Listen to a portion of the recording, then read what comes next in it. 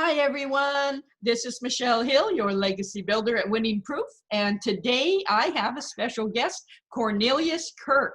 And I originally connected with Cornelius on Facebook, and we had crossed each other's paths for, I think, many years, a few years. And we just recently connected on a deeper level to just start a conversation, start communication. And I am glad I did, because I find him to be just an incredibly positive, supportive, uplifting person to be around, even virtually. So I'm gonna read his bio, and then we're gonna jump right in. Cornelius has a sales background in leadership and character development with an illustrious history of 24 years in the furniture business. He's a team leader with YM4C, which is Young Men for Christ, with Troy Johnson. And if you remember, I've interviewed Troy on another Winning Proof Unscripted. Cornelius also spends his time empowering students within the Wake County Public School System by helping them develop leadership skills.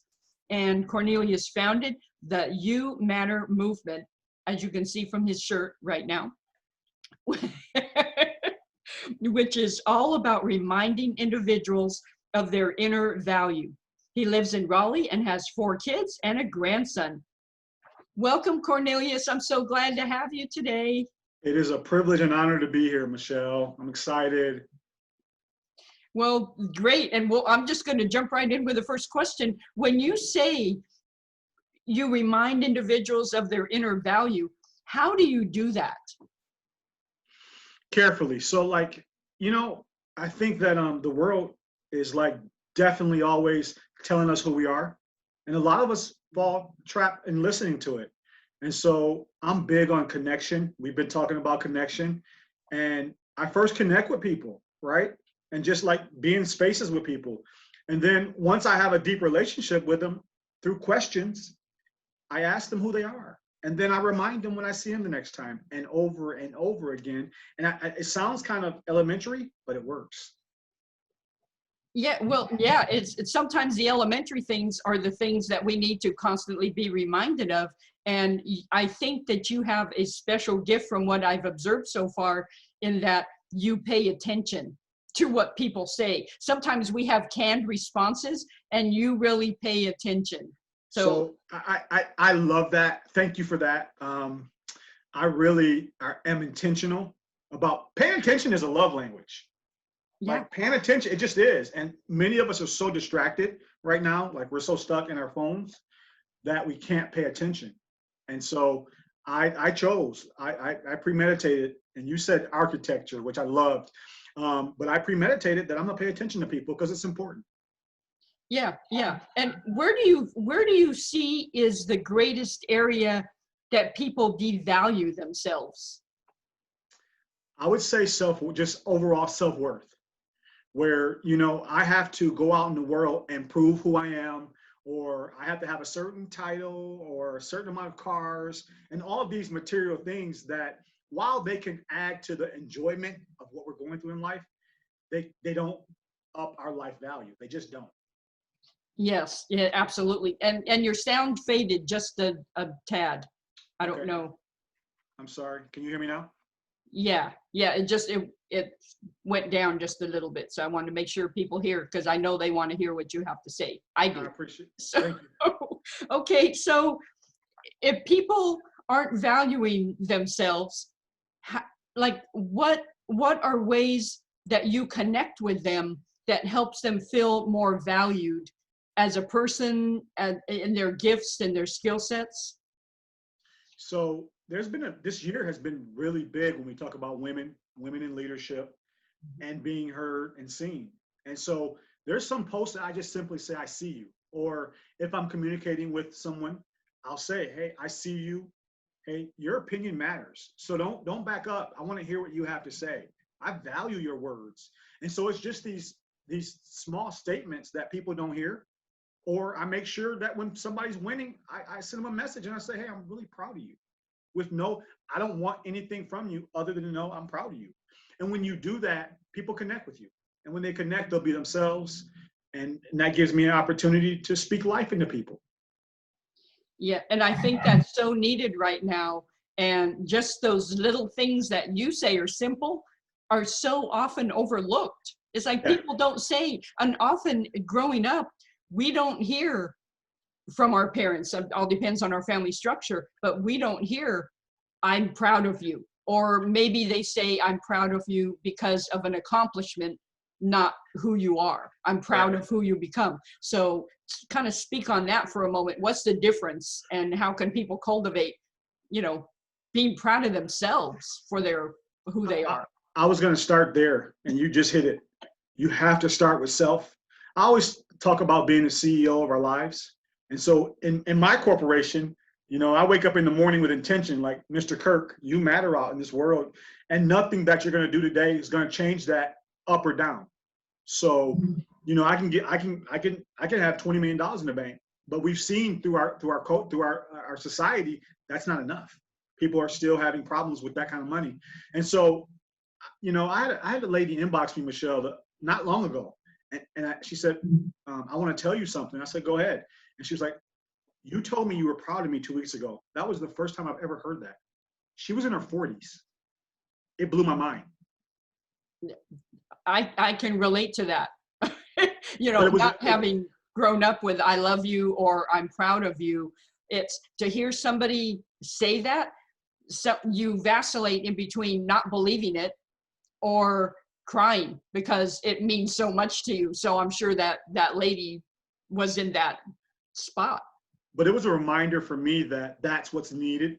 And one thing too, I'm not doing it in a cheesy way. I'm being authentic. Yeah. Like that's like what I post is really what I believe. I'm not trying to, I don't, if I get one like or love and it isn't one that impacts somebody, that's a win for me. Mhm. And most people don't like positive stuff anyway. So I'm okay with that. Oh my gosh. They really tell me about that. Yeah. Why don't they like positive stuff? I think that we've been cultivated to draw towards negativity. And so I committed to being positive. Don't get me wrong. I have the same amount of negativity that I used to have in my life. I just don't acknowledge it anymore. I see it. I see it over there, but it's not grabbing my attention. I'm not living in it. No. Yeah, I love that. And I think what you said at the beginning is being intentional, you know, and during this time that we've experienced the last several months, we have learned to be very, very intentional on, are we going to listen to this? What are we going to put in our brains? What are we not going to put in our brains? How are we going to spend our days or not spend our days? We have to be extremely intentional. So how do you live that out in your daily life experience from, say, you know, I'll just say Monday through Friday, but really every day? How do you put that into practice? So I'm big on journaling. I'm big on morning routines. I'm big on time. So I'm very aware of what I'm doing throughout the day. So I'm very scheduled. However, I'm also very flexible. So it's not like it has to go this way, but I always will have the things that I want to live out in my life, kind of like a movie script. And so I don't forget anything. It's there. And then at the end of every night, Michelle, I'll do this unpacking thing where the things that happen today that probably won't serve me tomorrow, I unpack and I let them go. The things that I can extract the value from today, I take them with me. And I just do that over and over. And it works. Yeah, I love that. And just like, you know, some families do this, but I think it's important just as individuals that we do this is at the end of every day, just think of the 3 wins we had today. Yeah. You know, just think of 3 wins and be thankful for those things. Yeah. And I love how you said journaling because I'm a big believer in that too. Yeah. So, yeah. So how do you translate your mentality and your positivity to Young Men for Christ? Because you're a group leader, as I read, and you have been doing that a couple of years now. Yeah. So how is that? Tell me about that. Love, shout out to first of all, shout out to Troy Johnson, my not only someone I work with, but my brother. That's my brother in Christ. And so, you know, I saw Troy from afar on Facebook as we connected, right? And it was great because of what I was posting. He reached out and said, yo, I really want you to be a part of our organization. And that's how it started. he's like, this is why he actually asked me to come speak at his organization, but it was an interview. So when I got done, he was like, yo, I would love for you to be a part. And we literally just put the young men in experiences that stretch their viewpoint of what life looks like. It's amazing. It's the best organization. And I know the work is working. Sometimes you can't see it, but it's working. Yeah, yeah. And we're in the midst of talking about, you know, maybe putting some stories together of these young men whose lives have been so dramatically changed because you strong men are pouring into their lives. I mean, man, that is creating a legacy in itself. So we have a team of, I think 6, maybe 7 leadership people. One is a woman, and I got to call her out because if I don't, she'll get me. But we do have Shab on our team too. But our leadership team is very committed and very strong. So it's pretty cool. Okay, yeah, I love that. And okay, so tell me about you. You took a Dale Carnegie course, right? Correct. So tell me a little bit about that and why you took it and how it has benefited you. Absolutely. So, wow, life changing. It changed my life. So if you haven't taken the course, not you, any human, okay, it's life changing. It's been around for 100 years, but it's just about you, and it's about values and morals. And so a friend of mine, Doug Stewart, who's actually a mentor, he's a brother, one of the best humans I know. He reached out to me and offered me to take the course, and he ended up hiring me. Again, based on my Facebook profile. He said he watched my Facebook for 2 years. He never commented. He said, I was interviewing you for 2 years because I'm very, very particular who I bring into my fold. One day we had coffee and he's like, yo, I want you to be on my team. And I ended up not only taking the course, but being one of his coaches. So that's a success story. And it changed my life. Yeah, that is, and I wrote that down so I can, you know, check into it because I have, you know, I think we should always be investing in our personal success, in our personal development, because if we're not putting the oxygen mask over ourselves, we're not going to be able to help others. So, you know, and I know that term, you know, that analogy is used. It's great. It doesn't go out of style. It's timeless. It's timeless. It really is. Yeah. Yeah. So, okay. So tell me, like, how, now I know I'm Italian, so I use my hands all the time. I do too. I have mine down, so I don't use them. Okay. So you'll see my hands waving. So tell me what are your plans for the future? What do you want to accomplish in 2021 that you haven't done yet? This is going to sound weird to you, and people won't like it. I'm not a big goal setter. Okay. Tell me about that. Here's the thing. There's some scripture, and you know this, where God says we make plans on earth, but his plans are way bigger than ours. So I have committed to just being a good human, doing what I already do right now, connecting with people and building great relationships, and continuing to get in the rooms that I shouldn't have been in, other than based on those relationships. And so, but to say this, I have goals where I want to continue to speak to students in the school system. I want that to grow. I can say that, but I don't have a number. I stopped using numbers. So if I can speak to 200 students, I'm happy. No, if I can get one student to believe in themselves, that's a win. So things like that. Yeah. I do have a book in my hand. I've written my book. So now I need to do the editing, and I have people for that. I know you do, and we're going to talk about that. But yeah, and I'll tell you the title. It's YouMatter. You always have, you always will, and it's 100 ways to point people back to themselves. And it's a book journal. So it's a daily journal where it's just something you talk about and then you journal about it. I love that. I love that idea. Hands-on, where, you know I have journals from years and years and years ago, and you go back and you read those journals and you see, wow, God, not only has God brought me through a whole bunch of stuff, but you see how your mentality has changed through the years and how maybe you were fearful 20 years ago, and you're not living in any fear today. So, you know, that journal format, I Yeah. love it. Yeah. Yeah, Big time. that's great. So, okay, so I listened to, and I have to tell people this, and I'm going to ask you a question about it, is that I saw a video that you did one day on Facebook, and it was, I think it was an hour long, and you talked for an hour, and normally I would not listen to anybody for an hour because I got things to do. I'm super busy. I listened for that whole hour when maybe it was a few minutes into it. I didn't get into it right at the beginning, but I hung in there till the end because it was so captivating what you were saying. So when you get on a video, do you just plan ahead of time what you want to say, or do you just let God direct you? Or do you have an idea? How do you do that? Because it was really powerful. I appreciate that. A little bit of all of that. I don't write like these. No, I write some small bullet points, but it's kind of awesome. I'm really just being myself. I'm speaking what I put into me. So a lot of it's spirit led. A lot of it is what the human. I study humans, and we're all the same. We all have the same needs. It may look different, sound different, maybe from different places, but speaking to the spirit is very simple. It's the same stuff. And so I pride myself in studying that, paying attention, and delivering, because that's what I was sent for. And there's no dollar amount. Like, I don't have to make $20 million for me to be happy.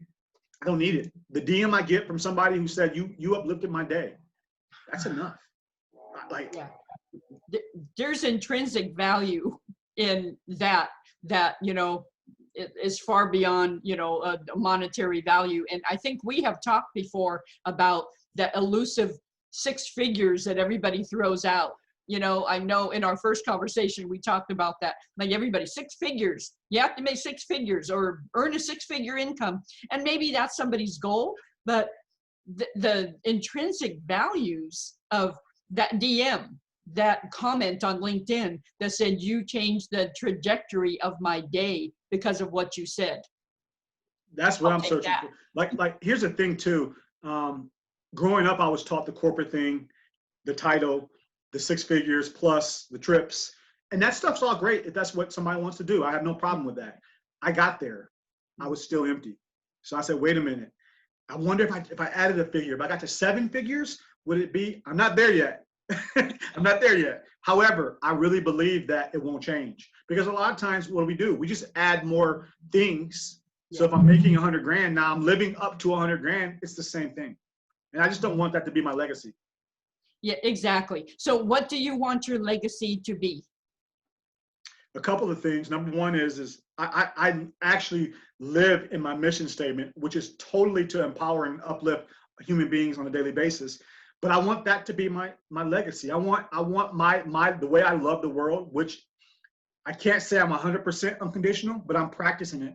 And so I want somebody through that love for me to continue to live even when I'm dead and gone. And I'm not afraid of dying, whether that's next week or 100 years from now, I hope. But that's part of life. But that makes me live, Michelle, on a daily basis to the highest of my capacity. Yeah, absolutely. Yeah, I love that. So can you give people that are listening your best tip, your best one tip on how to change the direction of their day? Because so many people are waking up depressed. So many people are waking up, with no hope. What can you tell them to change their day?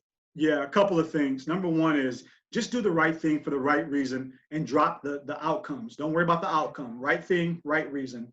Let go of attachments to things that maybe of the past. That's something that really changed my life in the last year. And then my expectations, while people won't like to hear it, a lot of the sadness, depression, and things like that, other than mental health, I don't want to downplay that. Yeah. But a lot of it is based on something that we desire. And the funny part is when we get that thing, then we just want the next thing. So it's this, so being okay with just being with yourself is okay. Like, when I'm with myself, I'm in the best company, Michelle.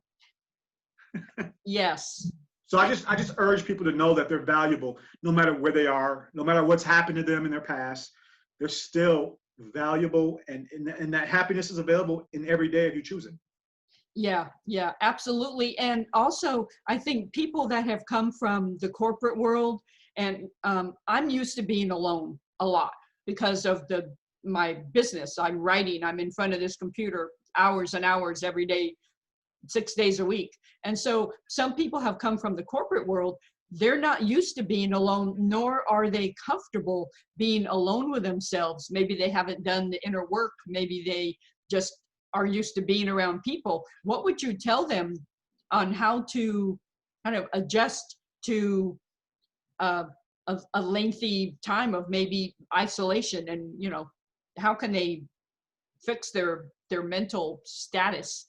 Yeah, I'll say this: it takes work. I'm thankful that I started doing this healing therapy and all the things necessary for me to be a whole man back in 2017, because I don't know if I could have took 2020 as it came without being, working on myself and getting in therapy and those things. And I'm a big proponent for therapy, just for the simple fact that, first of all, I'm not crazy. However, I think every human could use someone to talk to that's not judging them, so that first part. But I think taking it bits and bits at a time, like eating an elephant, one bite at a time. So it's not going to happen overnight, but like just finding ways, getting out and taking long walks, getting out in nature, things like that. And just listening to yourself, playing music and up loud and dancing in your house and just having fun. You can have a party of one and really have a good party. Yes, you definitely can. And conversely, anytime we have a pity party, that's a party of one too. Nobody else shows up to that one except us. So I can say this, Michelle, when we connected through Zoom, and I think it was supposed to be 30 minutes and ended up being an hour and a half, right?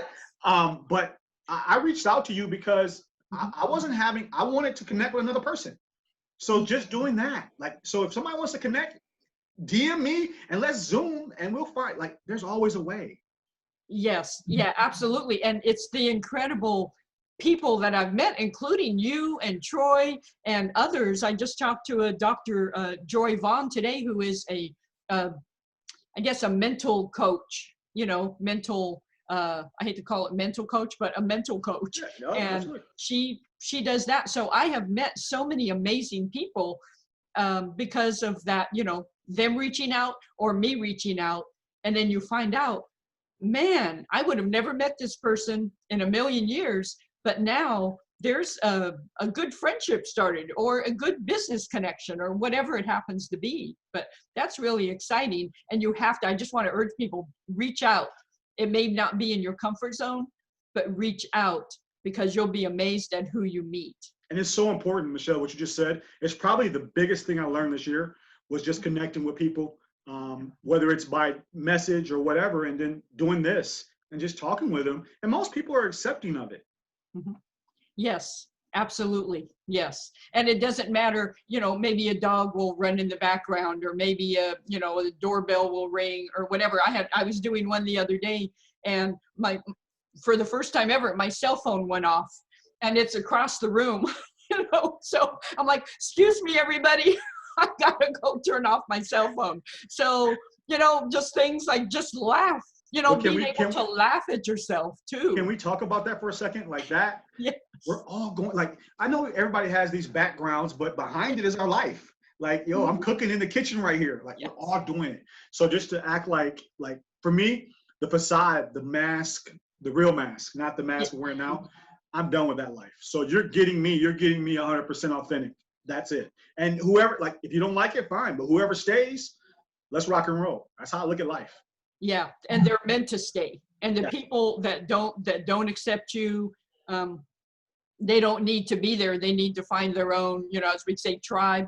Yes. Go do that. Yes. You'll be happier, because you probably won't be happy hanging around me and my goofy, silly self. Yes. So love it. Yeah. So tell people how they can connect with you, because you are all over social media. Oh yeah, social media is my way of connecting with humans like me and some not like me. I love them too. LinkedIn, YouMatter, under YouMatter. I'm on Facebook under YouMatter. I'm on Instagram. I'm on Twitter, all under YouMatter because that's who I am. I don't have a YouTube. I probably should do that. I probably should find time from that. So I am launching something. I had an interview earlier on my Facebook. Go check it out with a young lady named Taylor. She's 18. She lives in Raleigh, but she's going to be a part of a project for 2021 we're doing, which is the University of YouMatter, which is this fictitious reality show that we're going to shoot in Raleigh with teens and grown-ups, and just building a college of people who want to be a part of being kind and how we can treat each other. That is awesome. Yeah, I will definitely check that out. And then you have some t-shirts too that I've seen you sell through your Facebook page.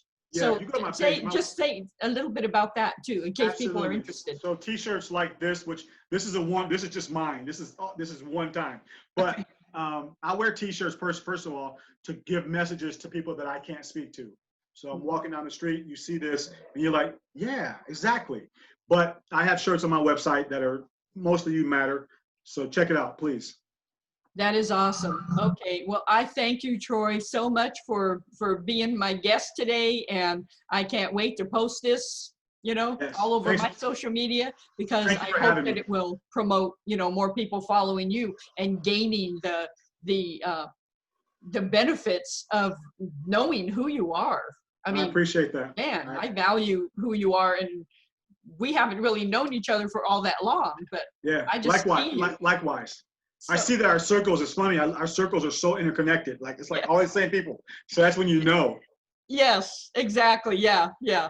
We are connected, and all the different entrepreneurial groups. Yeah, definitely. So, well, I just want to let people know how they can reach me.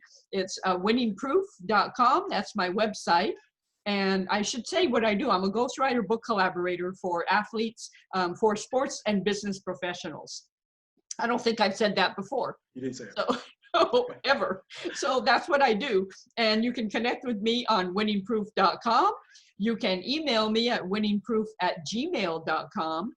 I'm on all the social media channels, LinkedIn, especially Facebook, Twitter, Instagram, and YouTube.